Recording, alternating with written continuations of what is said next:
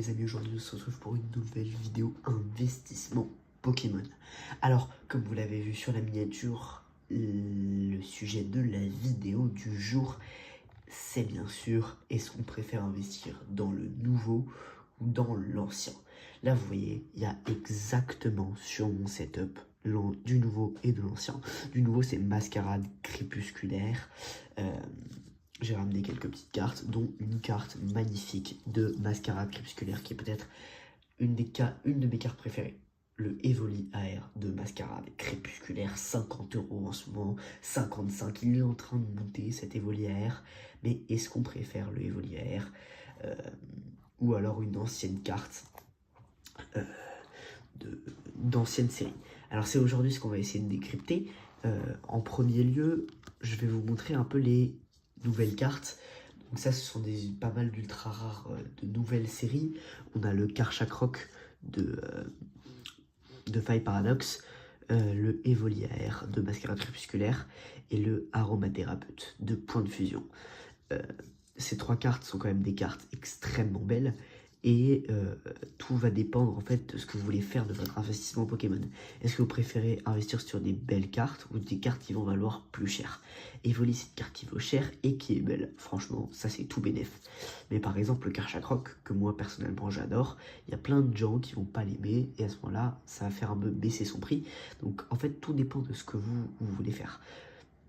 Une personne qui n'est pas forcément très passionnée par le Pokémon ou pas passionnée du tout va pas prendre ce Karchakroc parce qu'il faut pas super cher, mais un passionné va le prendre parce qu'il aime cette carte. Pareil pour un aromathérapeute, on peut ne pas aimer la carte, on peut ne pas aimer les rainbows, mais en fait ça va surtout être un avis qu'on va le faire soi-même en fait.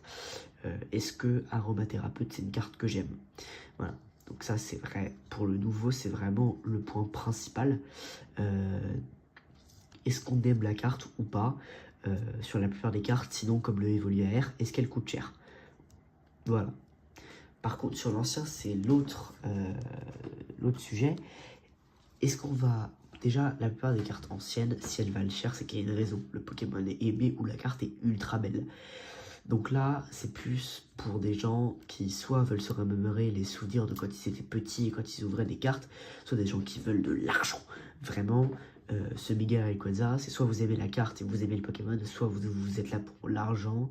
Vous pouvez détester Mega Rayquaza et prendre la carte, l'inverse de par exemple ce Karchakroc, ou si vous n'aimez pas le Pokémon ou la carte, vous n'allez pas l'acheter parce qu'il n'est pas ultra cher. Mais ça reste un investissement de prendre des cartes comme cela parce qu'on ne sait jamais si ça explose ou pas. Mais par contre, pour ces anciennes cartes, en fait, ça va. Est-ce qu'on aime, est-ce que ça nous rappelle des souvenirs? Est-ce que c'est cher? Est-ce que... Après, c'est aussi quelque chose d'une estimation. Est-ce que vous pensez que le Mega Rayquaza, il va prendre de la valeur, etc., etc. Donc en fait, c'est vraiment par rapport à ce qu'on pense, est-ce qu'on aime. Donc l'investissement Pokémon niveau carte, ça va vraiment être ça. Est-ce qu'on aime la carte? Est-ce qu'on aime le Pokémon? Est-ce qu'on veut plus investir? Ou est-ce qu'on veut plus faire une collection perso à but à la fin de la revendre pour faire un peu d'argent, mais voilà, donc on est vraiment sur une collection. Bon, on se retrouve dans une prochaine vidéo, j'espère que ça a été bien, que vous avez kiffé la vidéo. Allez, c'est ciao et bonne chasse à tous.